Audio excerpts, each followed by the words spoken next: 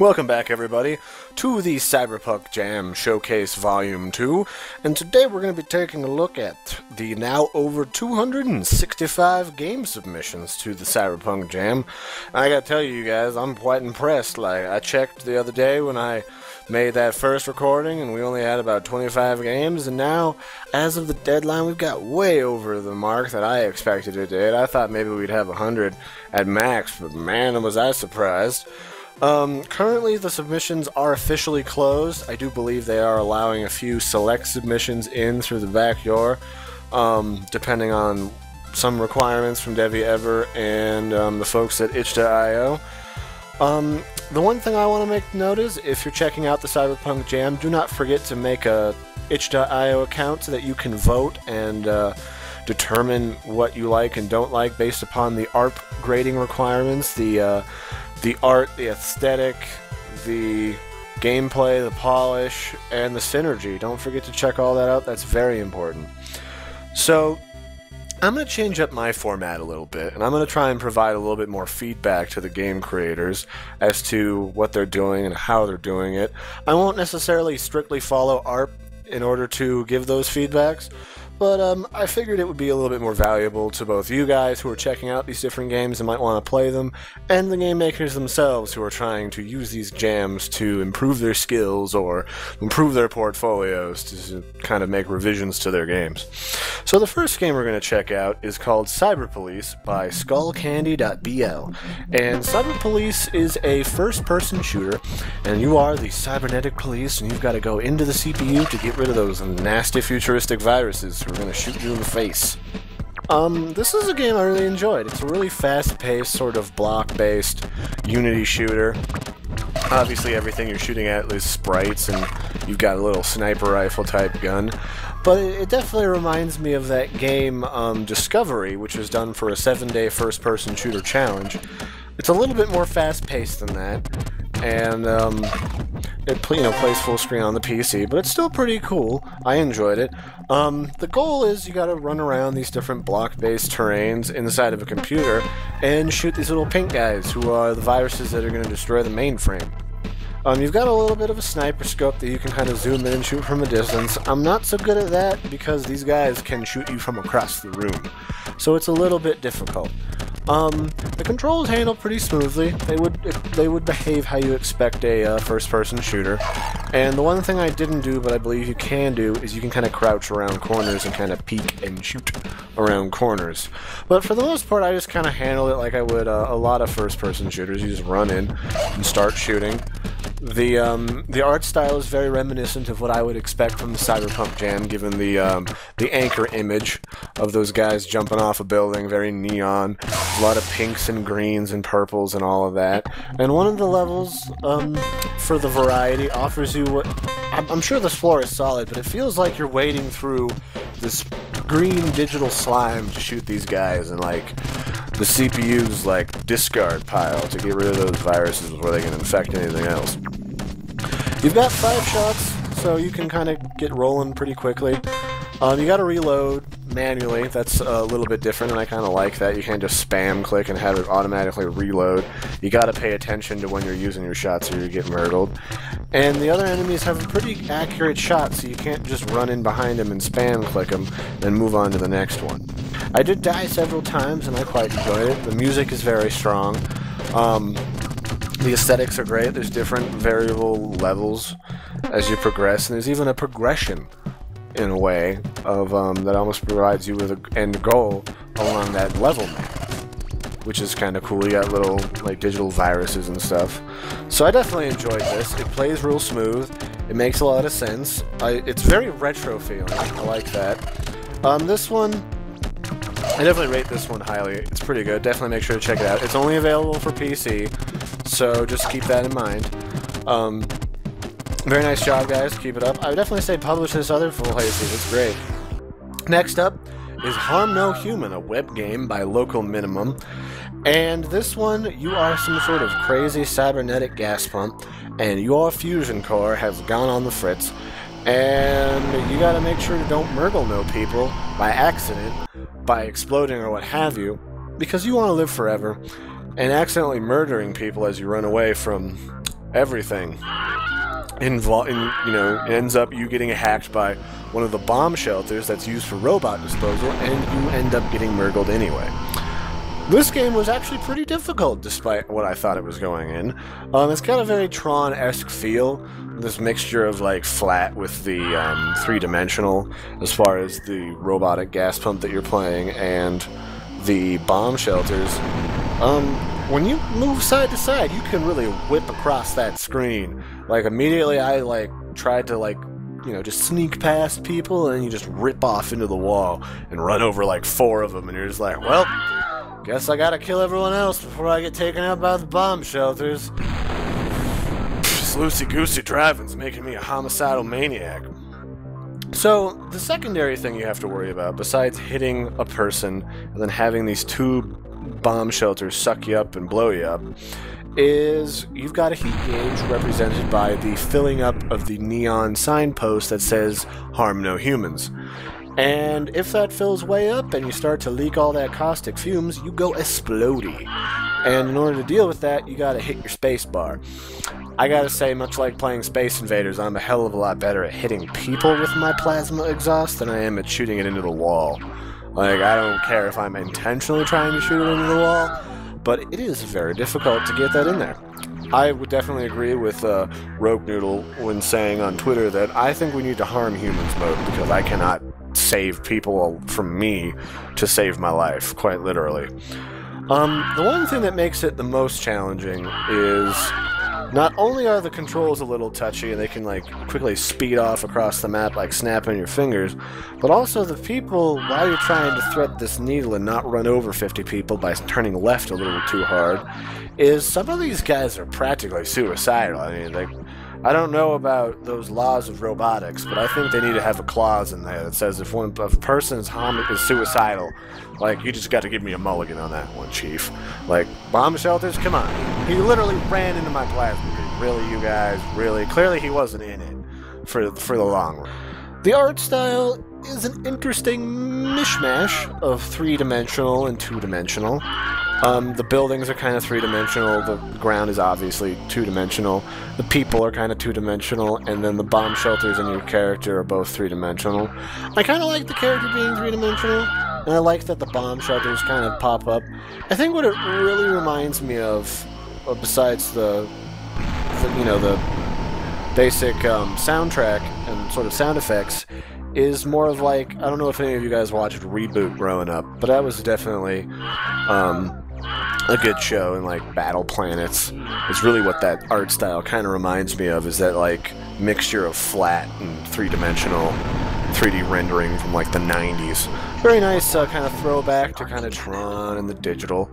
I'm not sure how much I would call it cyberpunky. That's more of like Terminator and Rise of the Machines. But it's definitely a strong game.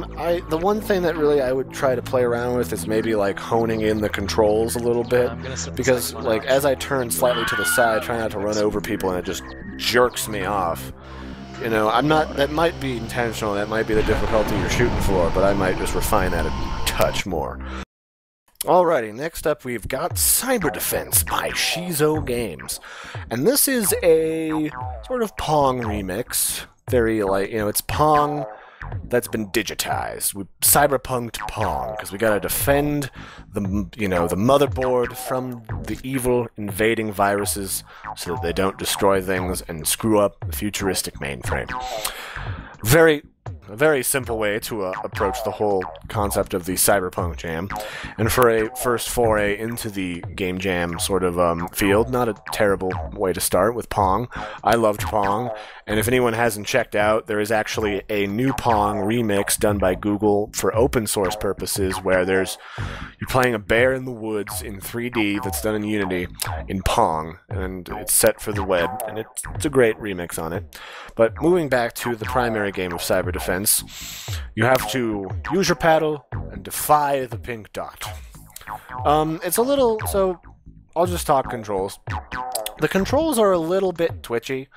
if you definitely revise this game in the near future to try and for your own practice purposes, I would definitely smooth out the Pong movement. I had a lot of trouble initially just getting the Pong paddle to jump into the line of the dot without going past it too quickly. And the other thing I might look into doing is making the initial ball shooting at your face a little bit slower. You don't have to make it super slow for the whole time, but it can be a little bit erratic mixed with the, jiggery Pong movements to catch the ball. But otherwise, it plays much like you'd imagine Pong do. The more you keep the ball from murdering your side of the court, the more points you get. And if you want to be truly reminiscent to Pong, maybe you could do something like periodically a laser. Every so many points comes out and shoots another Pong. But they couldn't move too fast, because that would just make me go cross-eyed. So that's pretty good. The sound effects are on par. Those are very good. They follow along really nicely with making sure the paddle hits, ball shoots, background music. The background music really gets me going to really try and hit that Pong. It makes me overshoot a little bit on occasion. The one thing I would definitely work on is practicing some 8-bit art for the background. Clearly the cars in the background are futuristic hover cars. I kind of got this sort of Total Recall remake vibe from it. And then there's sort of just standard buildings. Obviously it's a quick game jam. This one's not nearly as long as the Flappy Bird Jam. But I would definitely see checking out some 8-bit tutorials for that. But on the whole, a little rough, but a pretty good jump right into the game jam with the first game. Very nice job. Alrighty, after that we have another PC game called The Lightning Strikes Again by Caliph. And this is a lovely game done in RPG Maker, which is a great platform for making a quick game jam game, I'd imagine, just like Game Maker or some pre-made kits for Unity that I've seen rolling around. And RPG Maker centers on the lives of some cyber hacking gang they go into a building, they break in, they rob it, presumably, then they go to the roof, crack the security, and jump off to escape the authorities. Very simple, very straightforward, and I think it follows really nicely as a great sort of variance for story from the anchor image. Because obviously those guys are jumping off of a building, and that sort of explains why they would be. That's great, I love it. So, jumping right in, you start at the roof, and you talk to your boss, and you're like, okay, get the gate open, we gotta get off the roof, gotta jump down. You jump down in the courtyard, there's cops at the gate, you gotta jump into the sewers and get out of there. Love it. Very James Bond opening, very simple, very straightforward, very easy to follow. The art definitely, it looks just like I would expect it. It's almost like a very updated sort of StarCraft 2 feel to the artwork. Everything's very neo-utopian. Not too simple and militaristic. It's got this very neon appeal to it. There's a nice parallaxing background behind everything. I definitely liked that, and especially at the different points where I'm walking through large tunnels of underground sewers to get to the next area, or I'm walking through a very big empty building like the mall. It keeps me engaged when I'm going through these empty spaces when there's not a lot of stuff happening. And as someone who's got the smallest attention span on the history of ever for that sort of a thing, that's a really nice way to handle things. There's definitely little aspects of it. I'll be the first to tell you, I'm not a huge RPG fan, so the fact that you were able to keep my attention for the brief period that I was playing it, that's something to say right on its own. It's got good music, good sound. The characters obviously sort of fit their portrait when you talk to them. Controls are smooth. I got no complaints on that mark. Some of that's to lend to the RPG Maker, some of that's to lend to creative decisions, and a good mixture there. Things that I really liked. I liked you kind of go into this bar and you're like, hey, have you seen my boss? He's like, I don't know who you're talking about. You're gonna get me shot. But I think a vending machine nearby might help you out. And you go to the vending machine and you're like, well, guess I'll have a soda. Hey, did you just eat my change, you Oh, it's a door!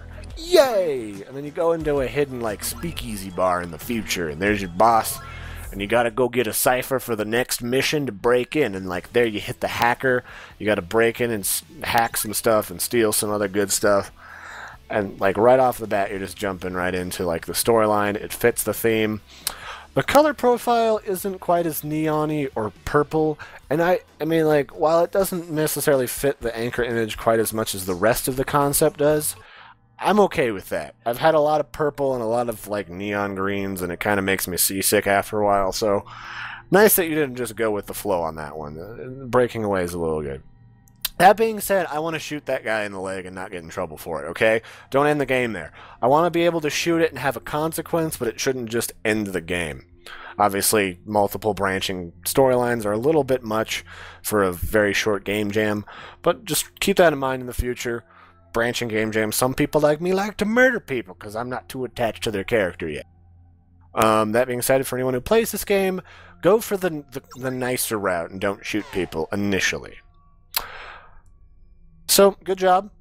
Carry on, and we'll be back for more. And last but not least, we have another web game by Rogue Noodle called 9.9. And this, I mean, maybe it's not cyberpunk, but it's definitely cybernetic, like old-school Blade Runner hacking. Because, like, it boots up, and there's this old analog screen that's kind of shimmery that, like, loads up as Rogue Noodle, and you're booting up exe 9.9, and then you gotta hack the Gibson by getting these little data nodules. I mean, like, right off the bat, this, like, leads you in with this narrative. You're booting into the system, and you gotta hack it through these data packets. So, this is another one of those spherical games, and that can kind of throw me for a loop. I mean, like, as it spins around, I kind of get cross-eyed, but it's still a really nice game. And the color palette is consistently blue and pink. It's really good for that. And so your goal is, you're the little white triangle, and you've got to spin around this disc, and you've got to collect the white packets, and if you're not fast enough, they detonate and leave holes in the system that you can fall through and can hamper your progress. So there's two things here that are encouraging you to get these packets. One, your time slowly runs out as you fail to get these packets. They're giving you more time to get into the system and hack it. And the second is, obviously not getting these packets makes it harder to get the other ones. And if they're on the outer ring and they put a hole in the outer ring and you're not paying attention, you can fall through and that'll kill you as well. So there's a dual incentive. So you gotta get that, and the more you get, it's kind of like Flappy Bird, you know, you get more and you get points, and it keeps track of your most recent best score, and you gotta try and beat yourself each round. And then there's a second piece to it where there's enemies. It's kind of like Pac-Man. You've got these little, you know, pink triangles that'll murder you if you're not paying attention and you hit them. So you gotta kind of deal with them by going up and down a level while also trying to chase these packets in shifting directions. So it offers a very, you know, balanced mixture of goal versus enemy versus consequence, which is obviously a lot of death.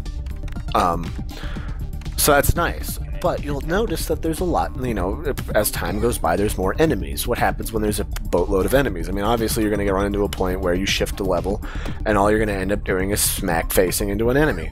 Well, our dear friend Rogue Noodle thought of that problem, and he put in these little circles that you can flop through as you go to another level, and they fire off a spinny little barrage that'll obliterate some enemies in the nearest two levels from it. So if you're skilled enough to hit those, then you've got a way to get rid of some enemies that are potentially going to block your path in the next couple of, you know, package grabs. I, however, am pretty terrible at that on the top side, so you gotta be kind of careful. It definitely takes some practice. When I recorded this, I think I only got like 5 or 6 for my top score, and then like later I went back and got up to 25. I think maybe 27 was, yeah, 27 was my high score after the fact, but it's still a strong game, and you definitely have a lot of things to worry about. I like the fact that it's like an old console. The sound effects are very old and clicky and typey. It makes me think like I'm back on my parents' old Mac computers back when those were first becoming a thing with the laptops. Very strong aesthetic overall. I would give it a rating similar to its name. That being said, it goes really fast for me. I have trouble keeping up, so I'd love it if and when he adds like different levels of difficulty to try and like ease myself into it. And you definitely have to invert the controls for me to get anywhere, because otherwise I just get cross-eyed instantaneously, and it starts to give me a headache. Alrighty, that covers these games. Very nice job, crew. I enjoyed all of these. I've got some more set up for a 3rd and 4th showcase, possibly a 6th and 7th with a finale. We still have plenty of time yet. The entries just ended on the 10th, and then we've got from the rest to do our gameplay and voting and everything. We might even extend it a little bit further because Debbie Ever is moving currently and leaving Portland, I guess. I didn't follow that too closely. So my plan is we're definitely going to do like a top 5 game showcase finale of the top 5 rated games, even if there's some that we've kind of gone over before. I'm looking to do some interviews with some of you guys who I've showcased already. Definitely Rogue Noodle, because I'm familiar with you and your work, maybe Local Minimum, and some of the ones from the first showcase. So I'm going to tweet you guys in the next couple of days, see if you're interested. And the goal there is so that we can sort of talk about your workflow, where you go from like seeing the game jam to deciding upon a concept for the game and some of the gameplay mechanics to picking a medium. Do you want to do it in raw code in HTML or JavaScript, or do you want to do it in Unity? And so that would kind of walk through your process and also provide some tips and tricks to folks who might not be, you know, college kids who've been through like coding and game making class, might be kind of on the cusp and like they know code but they're not sure how to approach this, and you know, how to get started and make a game jam, because part of making games for a game jam is to empower other indie developers to kind of get in there, get their feet wet, and like sort of get started in there and empower them to create stuff, because that's part of what's so awesome about the indie scene, is like it empowers people to create new and cool stuff. And I've seen so many unique games in the last couple months that I'm just mind-boggled and blown away. So that's the goal with those interviews. If you're interested in doing that, or you want me to take a look at your game, or you think you have a good game that could lead into a great interview, shoot me a line, hit me up on at AlcottCirca on Twitter, or just drop me a comment. I'd love to get in contact with you and check out your game and do an interview. And maybe I'll even host my own little game jam about cryptids in the future. I'm not sure if I'm allowed to do that, unless I'm a game maker, but we'll see.